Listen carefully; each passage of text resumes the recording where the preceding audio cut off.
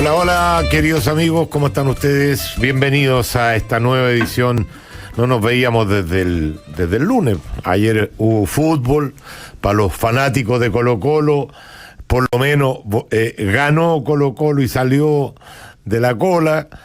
Que atroz sería para el fútbol chileno que Colo-Colo se fuera a segunda división. Pero ahí está. Así que contentos de haber cedido nuestro programa para un triunfo de Colo-Colo que le hace bien al fútbol como actividad, que Colo-Colo no se vaya para la segunda división. Oye, ayer Michel, Ricardo, se liberó finalmente las filmaciones que había hecho, las grabaciones que había hecho con la cámara el carabinero Sebastián Zamora, culpado de homicidio.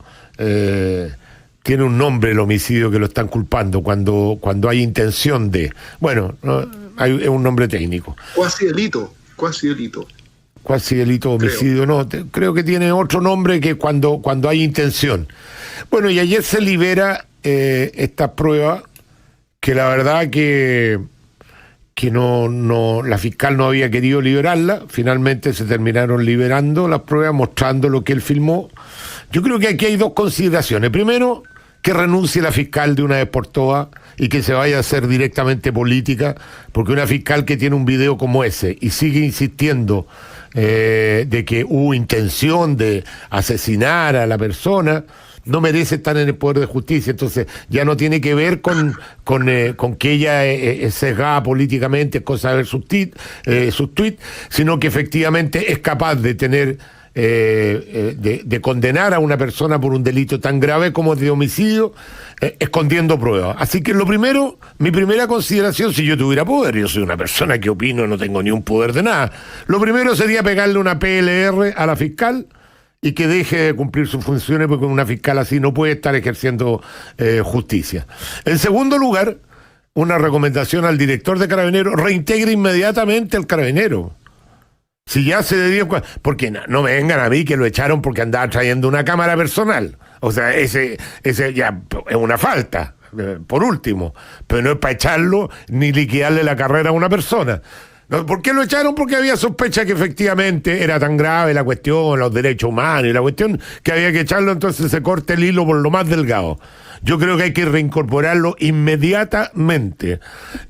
Son señales muy importantes que tenemos que mandar, sobre todo cuando se hizo todo un montaje, todo un cuento, porque ya lo dieron por culpable todos, los periodistas todos. No he visto que los periodistas estén diciendo: oye, se liberó el video, y ahí demuestra que no tenía intencionalidad, que incluso casi lloraba: puta, lo maté, bueno. O sea, un accidente fue, un accidente frente a un delincuente que estaba tirando piedra, que tenía la mochila llena de piedra y que efectivamente combatió, y hay video donde sale combatiendo antes. Entonces, por favor, corrijamos un error. Ellos muchas veces, cuando liberan a terroristas, dicen: es preferible que esté libre un culpable a que esté preso un inocente.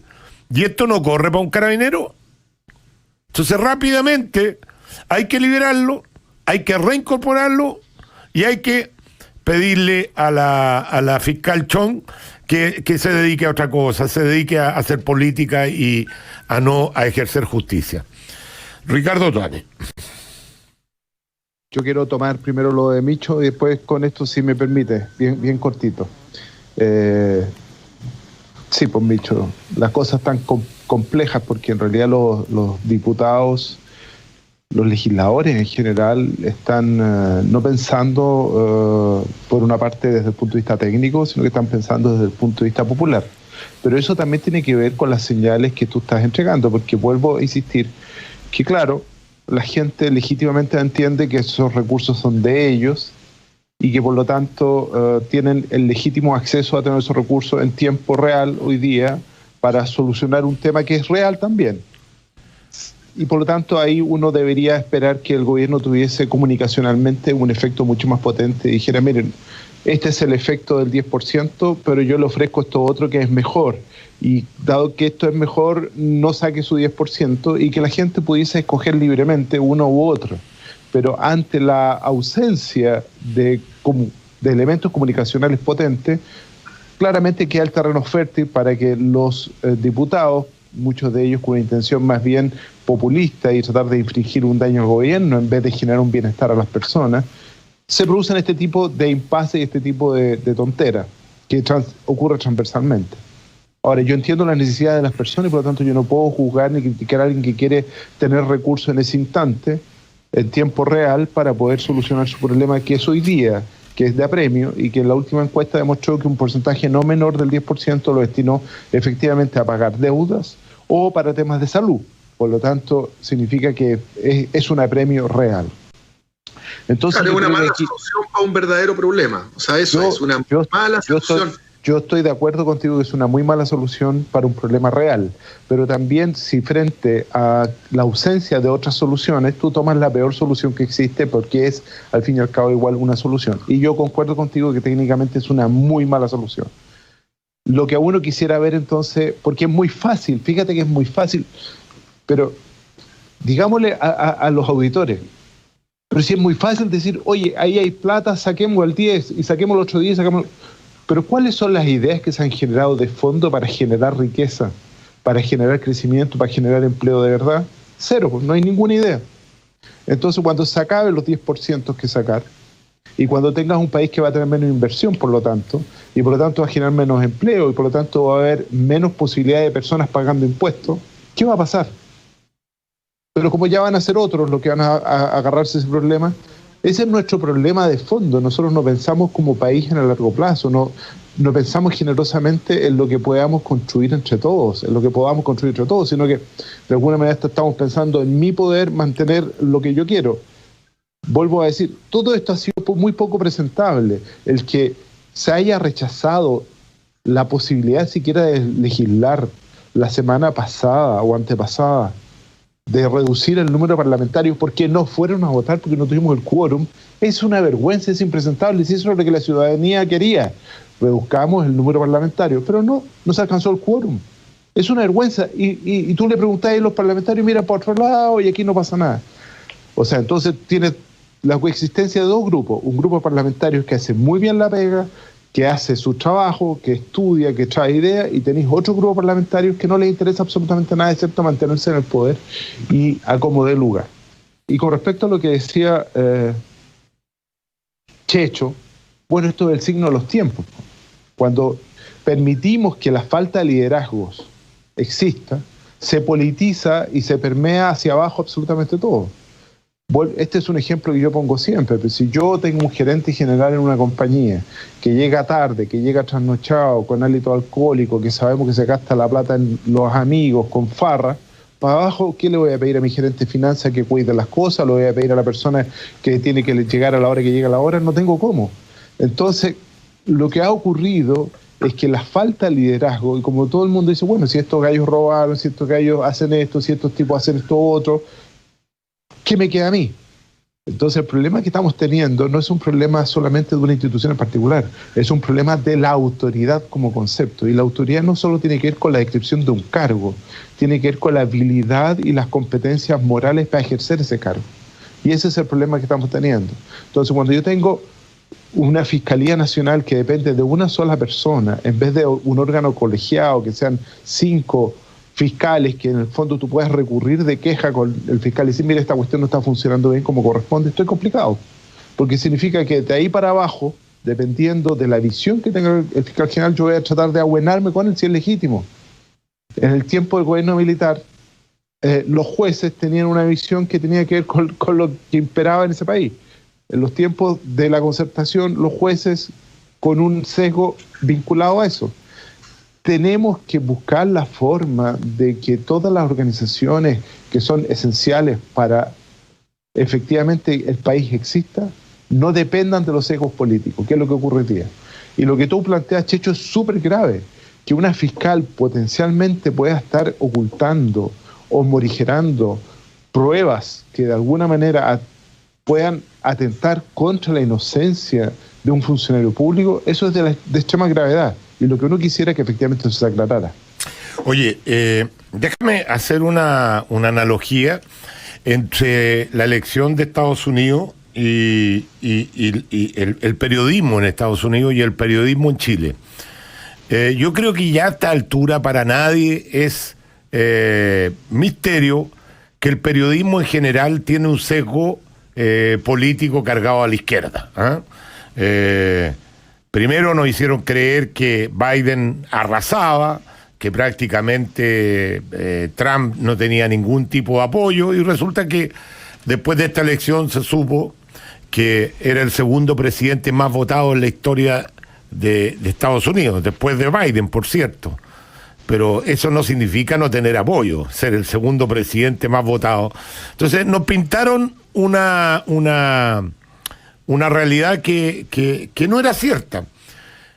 Y efectivamente hubo unos fenómenos que no habían ocurrido nunca en Estados Unidos, que cortaran de la transmisión al presidente de la República por estar diciendo cosas que según los periodistas no era cierta, y por otro lado que no tenían evidencia, o por otro lado que no eran buenas para el país. Esta suerte de censores autonominados es un problema para la libertad de prensa, pero no importa. Ellos tienen un sesgo político que es de izquierda, y yo tengo derecho a sacar de transmisión al presidente del país más importante del mundo. Yo no lo había visto nunca. Sacar de la transmisión. Yo les pregunto a los periodistas que aplaudieron esa medida en Chile, ¿por qué no sacaron de la transmisión a Pamela Giles cuando dijo, ahora vamos por Briones? Y mis nietos, cuando le preguntaron, perdón, ¿a qué se refiere usted? ¿Va a hacerle una acusación constitucional a Briones? No, mis nietos van a ir por Briones. Mis nietecitos, claro. Mis nietos van a ir por Briones. O sea, ella tiene un batallón de delincuentes que pueden ir ¿a qué van por Briones? ¿Van a matarlo? ¿Van a asustarlo? ¿Van a funarlo? Sería bueno que una diputada de la República aclarara. Pero no, en vez de cortarla de la transmisión, le dan cobertura. Y no pasa nada. No pasa nada con que una diputada de la República haga una amenaza no velada, abiertamente. Ahora vamos por Briones, y ¿cómo le hace una consideración constitucional? No, mis nietos van a ir por él. ¿Qué significa eso? Eso para mí, en una democracia potente, significaría que debe dejar su cargo inmediatamente, porque ella entonces no está jugando el juego democrático. Eso no es jugar el juego Checho, democrático. Pero Checho, entonces, perdona, si no tenemos mecanismos para protegernos de la democracia... No funcionan, las instituciones no funcionan. Cuando tú tienes un diputado como el diputado Hugo Gutiérrez, que efectivamente llama objetivamente a la violencia y no pasa nada, o sea, definitivamente las instituciones no están funcionando y no hay una relación entre el costo que tú pagas en virtud de la acción que tú tienes. Entonces, desde esa perspectiva estamos en un problema serio. Pero por eso volvemos al tema de los liderazgos y las tenemos que hacer la pausa. ¿Ah? Sí. No solamente la diputada Pamela Giles llevó la farándula y aumentó el nivel de desprestigio de la Cámara de Diputados, llevando sus plumas, sus locuras. ¿Vieron cuando pasó por el lado del ministro, como le hizo un gesto así con la mano? O sea, eso de una diputada de la República. Pero si Ricardo dice que hay una crisis institucional, pero si nosotros tuviéramos que elegir una institución que es circense, o sea, por eso digo, el circo de los cuervos humanos en el Parlamento, es la Cámara de Diputados. Yo creo que ahí está se encarna todo lo mediocre y, penca hoy día de una institución que lo único que hace es frenar, complicar, bloquear y bajarle el nivel, digamos, a la discusión. No hay acuerdo, hay odio, hay resentimiento, hay carnaval, es folclórico lo de no, sí, el peor cáncer que se ha metido en la Cámara de Diputados es el populismo. Pero no lo analicen porque cuando uno hace esta caricatura, uno cree que esto es una cosa superficial e inocente, y esto no es así. Esto es una cuestión muy, muy elaborada y con una sistematización de a la vuelta vamos a seguir hablando de eso. Y destruir todo. Sí. Vamos a seguir hablando de eso a la vuelta, tenemos que ir a la pausa.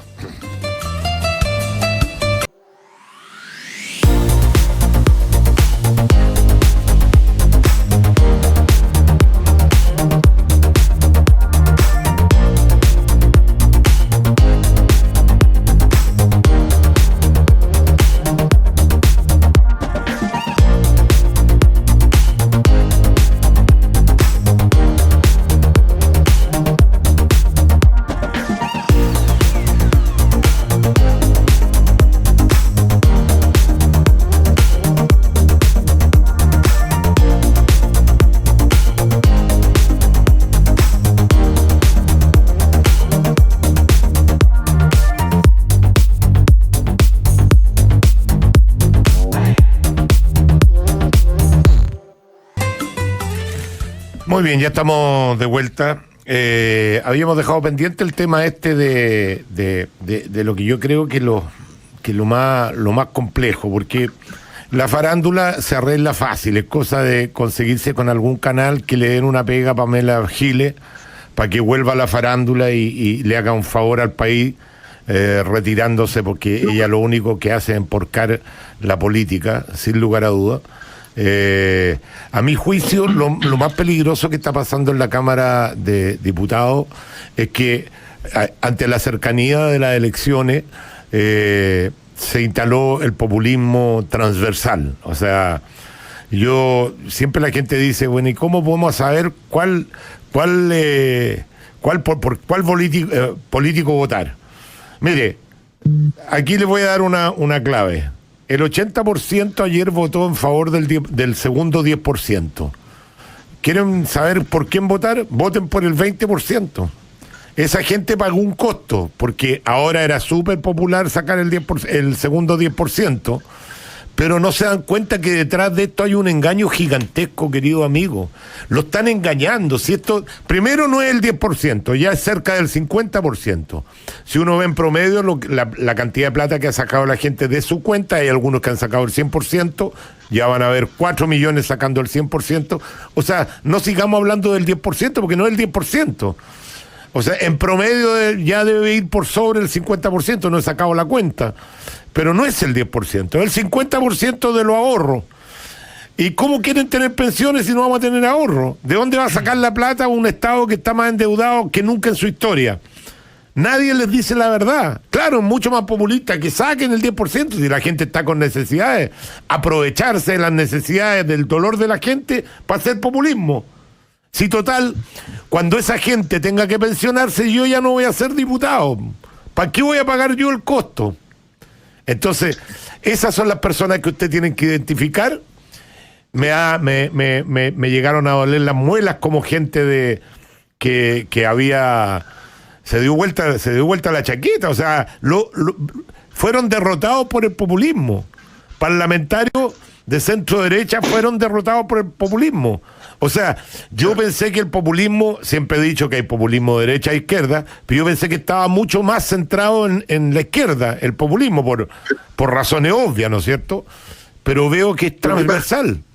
Sí, lo que pasa es que ellos votaron, como decía Ricardo, leyendo la Academ, y entonces finalmente eso es lo complicado para nosotros, que siempre hablamos desde las convicciones y no las conveniencias. Y claro, gente joven, ¿no es cierto?, claramente votó motivada seguramente por eso. Bueno, creo que querían hacerle una zancadilla al ministro Briones, ni menos porque, como dice Ricardo, esto es una necesidad, pero la verdad que había que alinearse con una postura técnica de un ministro que al menos es considerado brillante, si a lo mejor puede cometer errores, que es lento el proceso, que no ha sido fácil las platas, pero bueno, qué duda cabe que un ministro que ha puesto mucha plata arriba de la mesa y que ha trabajado incansablemente desde el principio del año. Yo no sé qué vida tiene el ministro Briones. Yo es admirativo, así como lo fue Mañalich en un momento. Yo tengo admiración por Briones. Sin embargo, lo han destruido y sus propios seguidores de sus coaliciones han votado en contra de él. Entonces, uno eso no lo logra entender, porque la verdad que las explicaciones técnicas son bastante evidentes. Pero con respecto a la Pamela Giles, Checho, yo también estoy de acuerdo un poco con Ricardo, en el sentido que este personaje, que para mí es deplorable, o sea, yo lo encuentro una mujer llena de odio, es un odio parido contra el sistema, contra el modelo, es igual un actor político, como dice Ricardo, bastante relevante hoy día, porque representa a grupos de gente que no tienen nada que ver conmigo, ni contigo, ni con Ricardo, pero sin embargo tiene arrastre entre la gente joven, un poco más marginal, gente un poco más rebelde, más anárquica, varios grupos, redes sociales. Ella tiene arrastre. Entonces finalmente eso, piensa tú que es la inventora del retiro, y sin embargo, como tú dices, Camila Flores le compró y fue y votó con ella y seguramente se quedó con ella. ¿Sabes quiénes son los personajes en Chile? ¿Sabes quiénes son los personajes en Chile que tienen mayor cantidad de seguidores? Los personajes de la farándula. Ahí sí, te respondo. Pero o sea, si tú le miráis el Twitter, al presidente de la República, a un juez, a un médico, a un científico, y le veis la cantidad de seguidores, y le miráis a cualquiera de estos que están en programas de farándula y multiplícalos por varios miles. Entonces, Lo que pasa, claro, ella es muy inteligente. Ella se hizo una base en la farándula y metió la farándula emporcó la política. Bueno, pero mira, vamos a cambiar de tema. Bien. Porque vamos a hablar con otro tema que también ha sido muy polémica, que tiene que ver con la ESI, ¿no es cierto?, la educación sexual integral. Y para ello vamos a conversar con una psicóloga, magíster en educación, diplomada en inteligencia estratégica, con 11 años de experiencia, especialmente en investigación psicojurídica y análisis estratégico de la temática de la infancia, el tema ESI. Me refiero a la psicóloga Margarita Rojo. ¿Cómo estás, Margarita? Gusto saludarla. Hola, muy buenas. Todavía es buenos días, así que buenos días. Todavía sí, tenemos media hora todavía para que sean buenos días. Oiga, me gustaría que usted misma nos introdujera a este tema que ha causado tanta polémica, esto de la educación sexual integral, que algunos dicen, yo no quiero que el colegio le entregue valores a mis hijos, quiero ser yo el que entregue esos valores. ¿Por qué no lo vemos desde de una mirada macro y después vamos al detalle? ¿Le parece? Claro que sí. Bueno, habría que aclarar que en realidad la educación sexual integral, como se dice, tiene un título bastante positivo, es de un alto contenido de deseabilidad social. Sin embargo, cuando uno hace un análisis de qué se trata esto, nos vamos a dar cuenta que en realidad ese proyecto que se presentó, un proyecto de ley, es un proyecto de adoctrinamiento ideológico que intenta abolir la infancia. Y como es ideológico, tendríamos que analizar cuál es la ideología de base. La ideología de base es la ideología de género, que es anticientífica. ¿Y por qué es anticientífica? Porque la ideología de género no considera la naturaleza, que es la biología del ser humano, no considera la existencia y la esencia, y solo lo cultural. Y el modelo cultural surge en el estructuralismo, en el espacio y tiempo, cuando la creencia es de que el ser humano es solo una construcción social y nosotros somos una indisoluble unión entre lo biológico, lo natural y lo cultural. Y en ese contexto, por eso que sería anticientífico. Y por eso es que nosotros empezamos a analizar esta ley, y yo lo analicé particularmente con otro profesor de inteligencia, donde se empieza a ver que en realidad esta ley no tiene el sentido de la educación sexual, y por eso peligran los objetivos que son muy positivos, como por ejemplo disminuir los abusos sexuales infantiles, hacer claramente disminuir la discriminación de género, que se habla de eso también, evitar los embarazos adolescentes no deseados, porque en realidad los niños jóvenes, los adolescentes no puedan asumir, y por lo tanto tiene objetivos que también tienen un alto contenido de deseabilidad social. Sin embargo, cuando uno analiza en profundidad, nos damos cuenta que eso va a estar afectando esos objetivos. ¿Y por qué? Porque se hizo un estudio, además se investigó qué es lo que está ocurriendo con esas ESIs en otros países, por ejemplo, en algunos lugares de España, en Argentina, en Canadá, y fíjate que nosotros tuvimos hasta testimonios de madres donde dan cuenta de que había una transgresión y una vulnerabilidad en la esfera de la sexualidad, porque además los estándares europeos que se tendrían que haber basado, se le enseñan conductas que son abiertamente transgresivas a niños, como por ejemplo enseñar conductas masturbatorias o conductas de tocaciones entre los niños, y también lamentablemente algunos profesores. Esos casos los existieron y existen en Argentina. Entonces esos son los elementos que nosotros empezamos a analizar para poder discutir este tipo de leyes, que en realidad detrás de eso hay que ver qué es lo que esconden, ¿no? Pero Margarita, Margarita, perdón, para poder entender y aterrizar un poco este tema, que los que están por este tema, ¿es gente mala? ¿Es gente que no sé, qué quiere hacer con los niños? ¿No? Porque pareciera ser, al escucharla hablar a usted, que todo es malo, obviamente.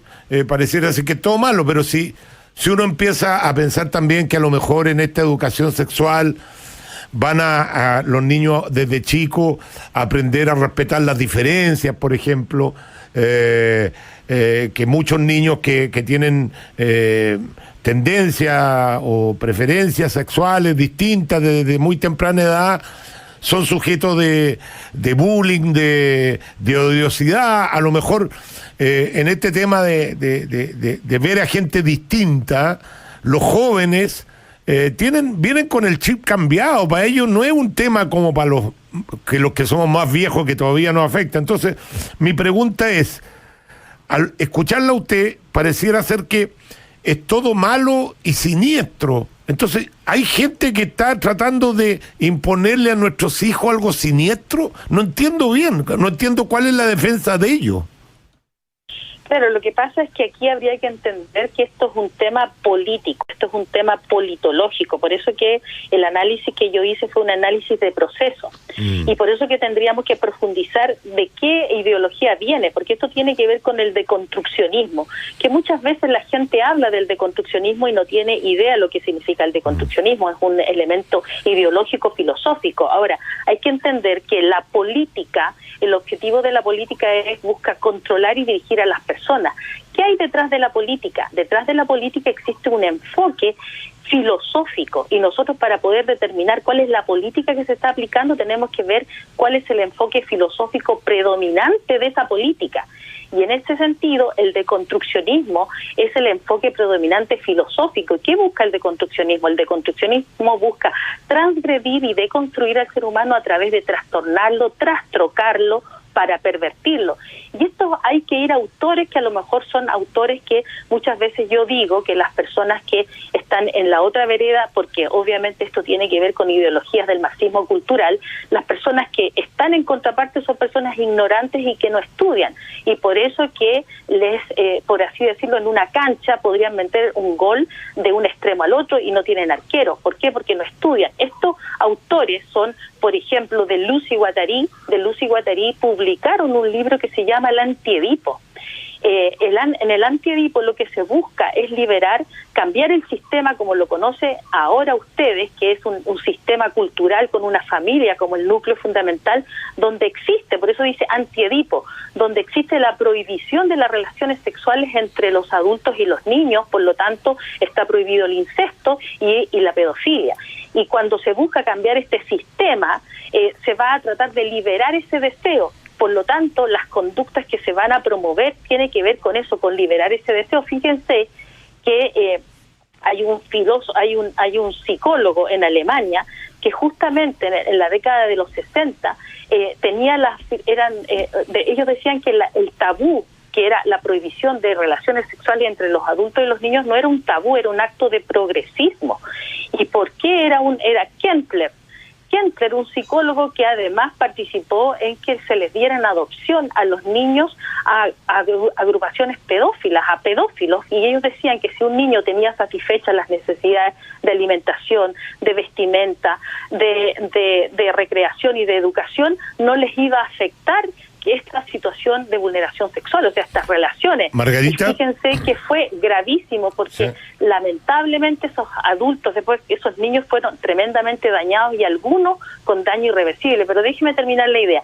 Y además en la década de los 60, en el 68, surge en Alemania el Partido Verde Ecológico, que ellos también promovían la liberación de la pedofilia. Entonces hay un trasfondo filosófico que viene desde hace mucho tiempo tratando de imponerse en este tipo de ideas, y que obviamente son anticientíficas porque por naturaleza, por biología, un niño no está preparado para tener ese tipo de conducta. El enfoque en el área de la sexualidad en los niños debe ser, en la infancia, debe ser un enfoque proteccional y de prevención, no de hipersexualización. Yo le voy a dar la palabra a los doctores, pero antes quiero hacerle una pregunta. Estamos hablando con Margarita Rojo, psicóloga, magíster en educación, y estamos haciendo un análisis estratégico de la temática de la infancia, el ESI famoso. A ver, yo estoy de acuerdo con usted que la familia, esta es mi frase. La familia sí es un constructo social, porque la familia es un constructo, pero el género no es un constructo social. El género es una cuestión biológica. Uno nace hombre, nace mujer, y las preferencias sexuales que se puedan tener después. Bueno, también creo que hay, no sé cómo funciona el tema de los transgéneros, qué sé yo. Pero lo que sí es un constructo social en la familia, como la conocemos normalmente, un padre, una madre, los hijos. Y ese constructo social ha ido variando. Eso es una cosa, pero lo otro que usted está diciendo, esto de la pedofilia, ¿hay alguien en Chile que esté promocionando eso junto al ese psicóloga? Bueno, yo no entiendo, no me cabe en la cabeza. Claro, lo que pasa es que aquí hay que hacer una diferencia. El sexo es lo biológico y el género es la construcción social. Ya hay que hacer la diferencia. Ahora, yo creo que más que consignar personas, acá lo preocupante es precisamente lo ideológico, las ideas, porque las personas pasan y las ideas quedan. Y a usted, la sociedad, cuando dicen que la sociedad chilena ha cambiado, la gente está cambiando, no, la sociedad no cambia, lo que cambia es la idea, la creencia. A usted le están cambiando la creencia, la idea. Y esa creencia o esa idea que le están cambiando, claramente tiene que ver con un proceso que tiene dos características, uno que es gradual y otro que es progresivo. Y además también le agregaría que copa y satura, es decir, gradual va paso a paso. Nosotros hemos visto que la hipersexualización de los jóvenes cuando se publica, porque decían que acá en Chile no se enseñaba educación sexual y solamente se hablaba de lo biológico, lo cual es una falacia, porque existen libros, como el libro de las 100 preguntas que se instaló en el año 2016, donde ahí usted puede analizar qué tipo de conductas sexuales le están enseñando, desprovista de toda la vinculación emocional que lleva una conducta sexual, porque además la sexualidad en el ser humano tiene que ver con una realización, una autorrealización que es de alta complejidad y que obviamente va de alguna manera va a hacer que el ser humano se sienta que pueda satisfacer necesidades mucho más altas que una simple conducta sexual. Ya no solamente es material, sino que es consubstancial y existencial en el ser humano. Ya no solamente la dimensión objetiva material corporal, sino también tiene que ver con una dimensión subjetiva que tiene que ver con lo psíquico y espiritual. Entonces, cuando se ve un enfoque de una sexualidad casi como un reflejo, eso es una falacia, porque finalmente va a estar creando otro tipo de conductas. Inclusive en Chile se puede constatar con el libro Conociendo mis emociones y mi cuerpo, que es un libro que fue denunciado. En ese libro aparece, por ejemplo, se le entregó a niñitos de jardines infantiles donde habían conductas que tenían que ver con la masturbación o el autoerotismo. O sea, es tan grave así que se dice los derechos sexuales y reproductivos de los niños. Yo le pregunto a usted, ¿desde cuándo los niñitos de 3 y 4 años tienen sexualidad y además se reproducen? Y eso, fíjese, que hay un autor que se llama Foucault que dijo declarar la guerra declarando derechos. Por eso que también tiene que ver con este concepto de la autonomía progresiva, ¿no? Donde finalmente la autonomía progresiva es un elemento natural en un ser humano que obviamente se da, que en la medida en que usted va creciendo, va madurando, se va dando esta autonomía progresiva, pero sin embargo si a usted le están inoculando, inculcando ideas y creencias, y esas ideas y creencias se las están inculcando en la sala de clase, el comportamiento va a cambiar. Cambiar es normal y natural, pero siempre todo cambio en un comportamiento humano es porque algo o alguien hace que cambie, para bien o para mal. Y entonces ahí es donde yo estoy planteando que ahí existe un engaño, una falacia, le están mintiendo a usted. ¿No? Porque Ricardo Tuane, tenemos que imponer, doctora, para poder hacerlo más dinámico con preguntas y respuestas. Ricardo. Sí, yo quiero hacer un par de comentarios. Primero, efectivamente quiero agradecerle a Margarita su visión y su entendimiento de esto. Esto de la sexualidad y el comportamiento y los constructos culturales son tremendamente complejos. Efectivamente tenemos una parte que es biológica, tenemos una parte espiritual, tenemos una parte social y efectivamente eso ha ido cambiando a través de los años y lo que uno tiene que preguntarse es si estos cambios han ido ocurriendo en un sentido positivo, en un sentido negativo, si es que han sido espontáneos, si es que han sido liderados, si es que han sido construidos, si es que han sido planificados deliberadamente o no. Y en esa planificación deliberada, ¿cuál es el objetivo último y final de estos cambios que han ocurrido? Me parece a mí que los niños en general deben ser objeto de protección, de cuidado, de amor por la sociedad y por la familia, evidentemente. Y desde esa perspectiva no tenemos que olvidar que el mejor elemento básico que los niños requieren para su desarrollo integral es el amor. Y que ese es el eje central de todo, porque el amor les permite resiliencia, el amor les permite un crecimiento integral, el amor les permite sentir que pertenecen y que por lo tanto son apreciados, les permite por lo tanto ir a su fondo espiritual y a recurrir a sus recursos biológicos para poder desarrollarse. Entonces, lo primero que uno tiene que preguntarse si es que el amor es el eje central. Y un segundo elemento es que al conocer la corporalidad y al conocer efectivamente el desarrollo integral de la persona, donde la sexualidad es parte muy importante, si es que efectivamente esto está acompañado desde la perspectiva de la protección, desde la perspectiva integral del amor, desde la perspectiva integral del cuidado. Si eso es así, vamos bien. Si eso no es así y yo estoy generando una disociación entre un aspecto absolutamente instintivo de reflejo biológico reproductivo y lo saco, lo desestructuro desde el amor y desde la protección y desde el cuidado, estoy generando un conflicto muy importante. Y cuando el Checho dice, los cabros hoy día no están ni ahí con lo que está ocurriendo y efectivamente esto es una cuestión que ya está como light, yo creo que los ciclos culturales son un poco más largos y tenemos que esperar a ver si efectivamente los jóvenes de hoy día van a ser jóvenes realizados, van a ser jóvenes felices, van a ser jóvenes con propósito, van a ser jóvenes que de alguna manera al mirar hacia atrás sientan que efectivamente su camino ha sido un camino de plenitud.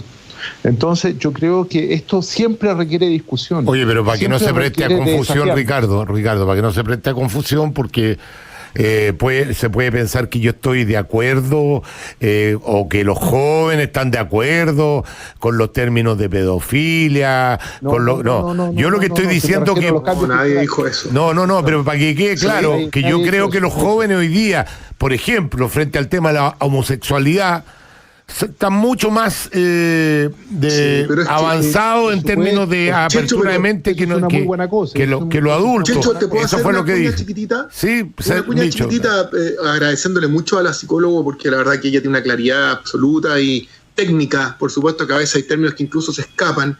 Este tema lo hemos traído muchas veces, doctora, al panel. Yo comparto 100% lo que dice Ricardo y también conozco a Checho y sé cuáles son. Él está ahí como abogado del diablo, tratando de encontrarle un poco la cuña lógica a este proyecto ridículo. Porque yo, que soy una persona libre pensante, pero muy tradicional y conservador, porque creo que hay algunas cosas que tenemos que proteger, que duda cabe a los niños. Y aquí estamos hablando de los niños de 4 años para arriba. Y como este es un proyecto apoyado por el móvil y por grupos progresistas de los cuales desconfío, yo parto desconfiando. Y cuando justamente hablamos que este es un proceso de concientización, ¿no es cierto?, al respecto de temas sexuales que hay que discutir en otra etapa de la vida. Como dice Ricardo, los niños hay que amarlos, hay que quererlos, hay que dejarlos ser niños. ¿Qué es esto de empezar a identificarse sexualmente a los 4 años, decidir qué sexo quiero, enseñarle la masturbación en edades que no corresponden? Ya estamos un poco intoxicados con TikTok, Instagram, donde los niños maduran demasiado luego.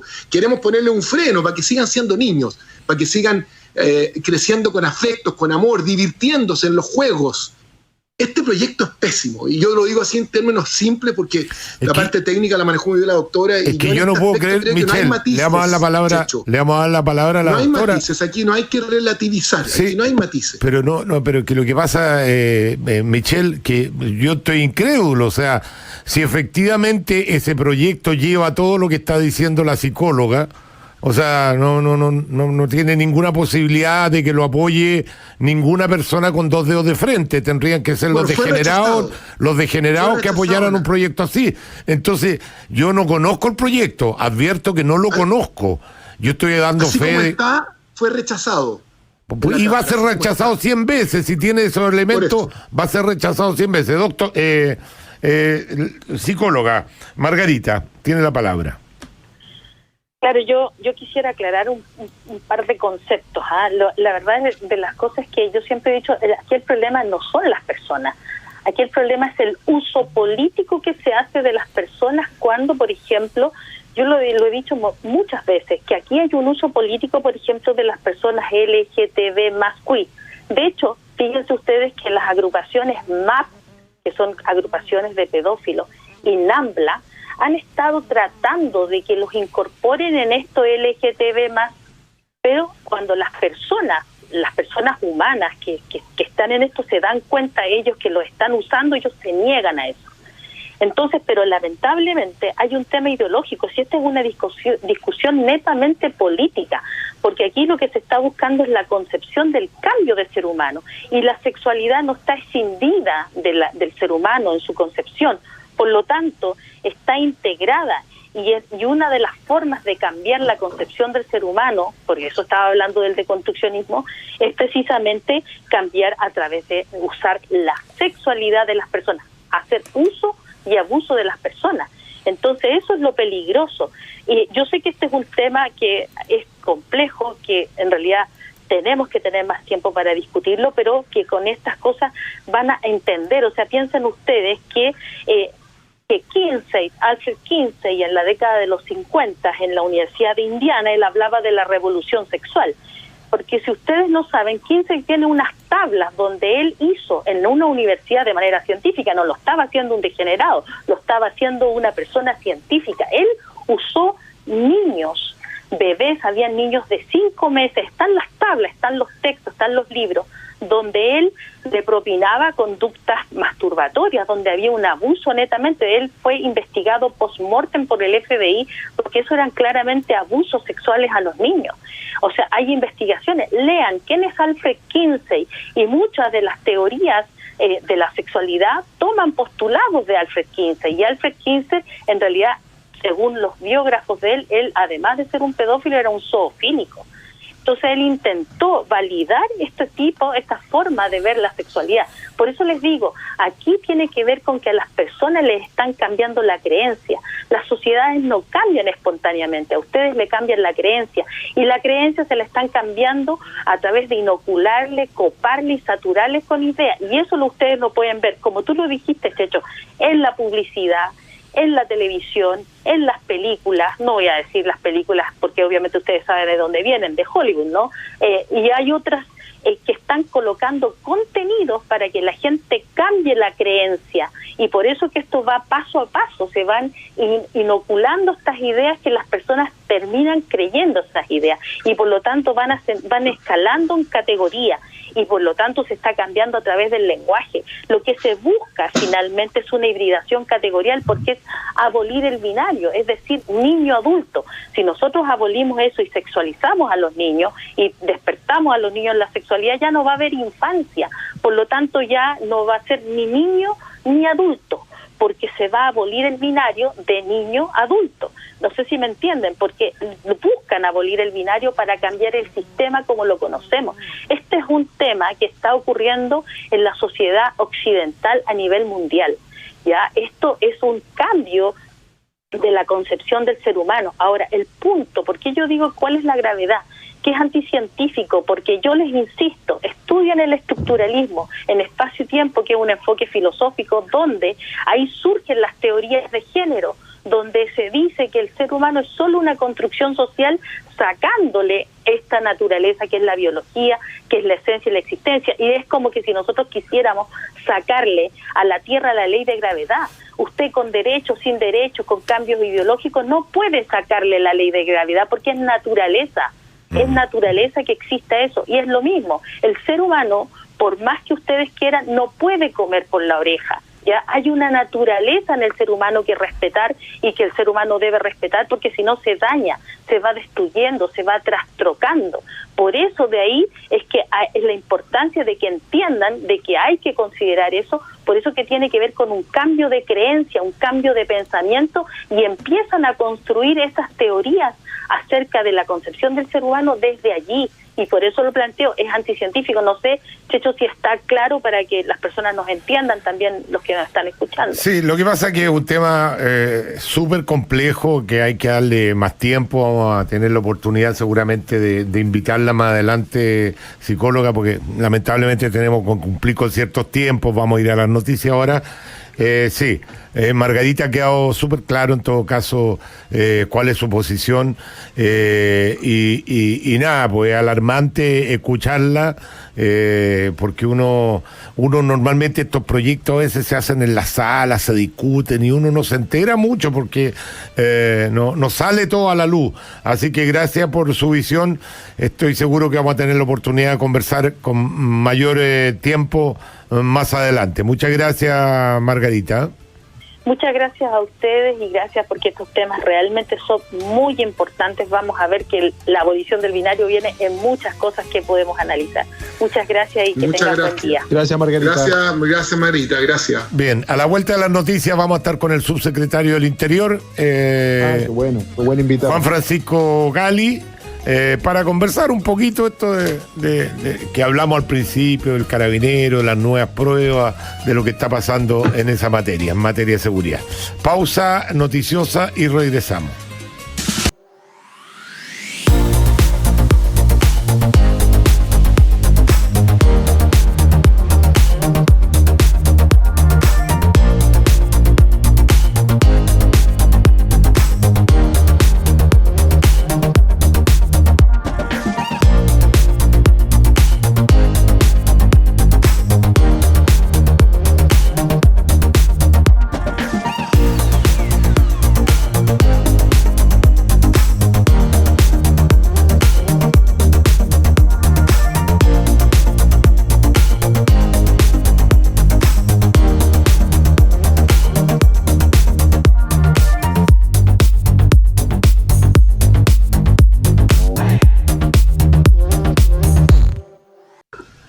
Muy bien,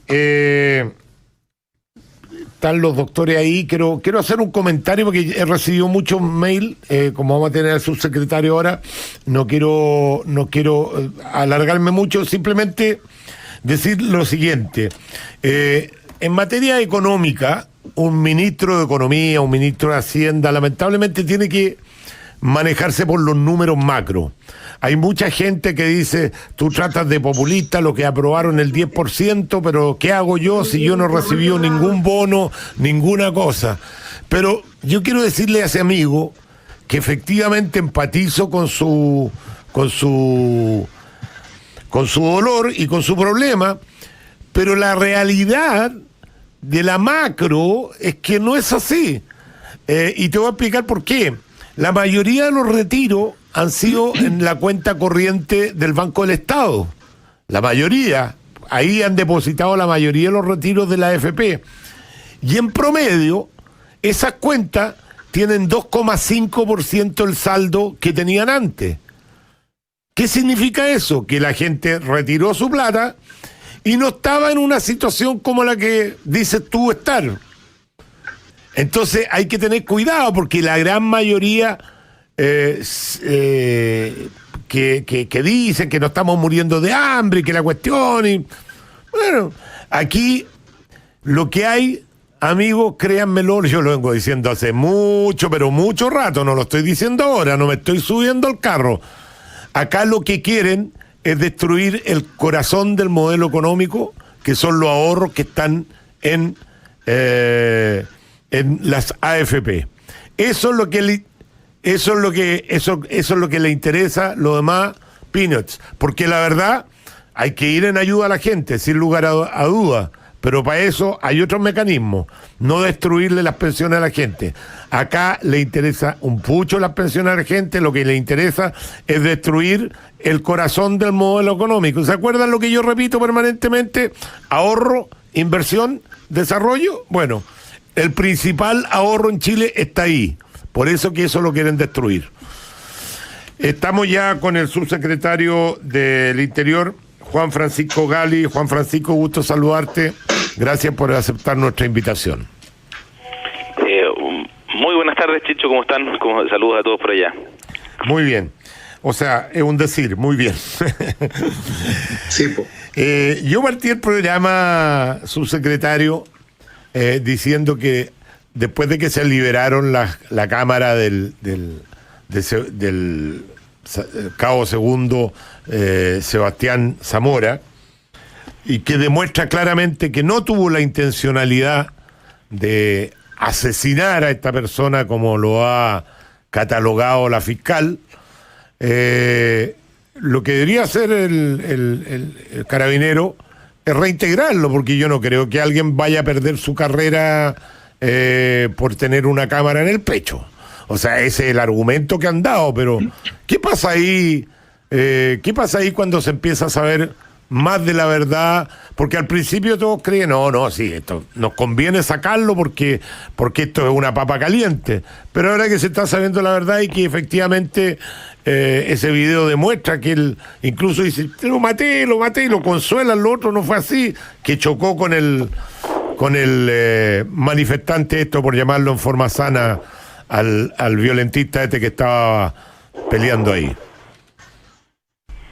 A ver, Chicho, yo creo que hay que distinguir muy bien las cosas. En primer lugar, la actuación de la policía durante esa jornada, sin lugar a dudas, queda muchísimo mejor reflejada gracias al conocimiento de estas cámaras corporales. Y eso es justamente el objetivo de dotar de cámaras corporales a las policías, particularmente cuando operan en el control del orden público. Nosotros lo hemos dicho en reiteradas ocasiones, desde la incorporación de cámaras corporales, que ellas apuntan esencialmente a tres objetivos. En primer lugar, a una señal de transparencia, de darle a la ciudadanía la tranquilidad de que hay cámaras corporales en los carabineros que están operando, y por lo tanto que se va a conocer y no hay nada oculto en el procedimiento policial. En segundo lugar, darle la tranquilidad también a ese funcionario policial. Hoy día muchos funcionarios policiales están siendo objeto de acusaciones que son falsas o que son erróneas, y que darle también la tranquilidad a ese carabinero, que como él porta una cámara corporal, él a su vez porta la evidencia que va a poder desvirtuar cualquier acusación falsa o errónea que se le pueda hacer. Pero en tercer lugar, Checho, y eso es muy importante, también es importante que esa cámara corporal permite acreditar que un carabinero actúa conforme al protocolo, y por lo tanto disuade a esos mismos carabineros de salirse de los procedimientos que están regulados, porque si se sale, naturalmente eso va a quedar reflejado en las grabaciones de las cámaras corporales. Y yo creo que justamente ese objetivo se cumple aquí. Lo que uno ve, tal como tú lo dices, lo que uno ve es un procedimiento policial de detención, y que esta persona tenía una función específica, que era detener a aquellas personas que estaban cometiendo acciones violentas o ilícitas en ese momento, y él procede de esa forma. Y yo estoy cierto, y algo lo dijo el general Yáñez en su momento, los carabineros cuando proceden en procedimientos policiales, van a detener a personas y nunca con el ánimo de dañar. Ahora, naturalmente, en un procedimiento de detención hay un riesgo, y el riesgo inherente al uso de la fuerza legítima del Estado. Ahora, las circunstancias específicas en que ocurrieron estos hechos, eso tiene que ser el objeto de la investigación que lleva adelante la fiscal Chong, y por lo tanto tiene que determinarse correctamente. A propósito de la fiscal Chong, este video, el último que se liberó, donde claramente queda demostrado que no era la intención de él, por la reacción que él tiene y todo lo más, no era la intención de él tirarlo para abajo el puente, y la fiscal Chong lo tenía hace tiempo y no lo dio a la luz pública. Ella no tiene ningún castigo por eso, ella puede hacer lo que quiere. A ver, Chicho, yo se creo lo que pregunto de ignorancia, no, porque aquí, si bien es cierto, los poderes del Estado son independientes, pero yo creo que todos los poderes del Estado tienen que darle cuenta a la ciudadanía. Entonces, si la fiscal Chong, que sabemos que tiene un sesgo político producto de sus Twitter y sus cosas, que ya sabemos de dónde, guardó este video y se lo venían pidiendo hace rato la defensa del carabinero, y no me contestó la pregunta. ¿Qué va a hacer Carabinero ahora? ¿Va a mantener a este joven fuera de la institución?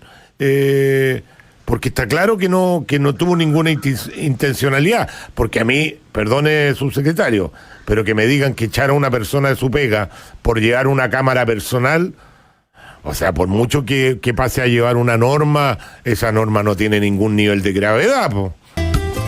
Sigamos conectados en agricultura junto a Sergio Checho Irane.